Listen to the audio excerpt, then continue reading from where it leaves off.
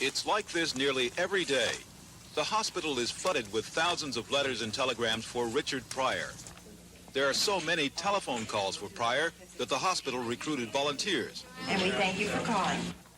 Flowers weren't permitted inside Pryor's intensive care room for hygienic reasons, so the comedian asked that they be given to other burn patients. The remainder were propped up outside Pryor's window. Only the immediate family and close friends were allowed to visit. These evangelists holding a prayer vigil in the waiting room were not unusual.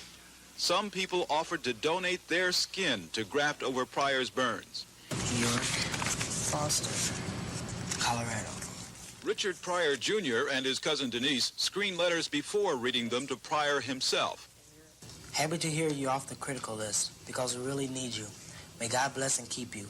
Hurry and get well, and you will. Really does a lot for his spirits to know that he's surprised by the fact that people from all over the world are sending him mail. How does he intend on answering all of these letters? Well, I talked to him today, and he said that you and I are going to answer all these letters. And I said, well, okay.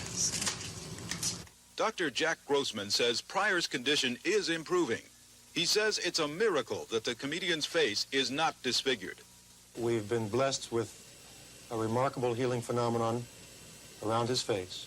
His ears are seriously burned and will require eventual reconstructive surgery. But the burns of his neck and his chest, of course, were grafted. His face is still Richard Pryor. And it smiles, too. His doctors say they are so encouraged by the success of Pryor's first skin graft operation that they plan several more. More operations are needed, doctors say, to replace burn tissue on Pryor's chest, back, and arms.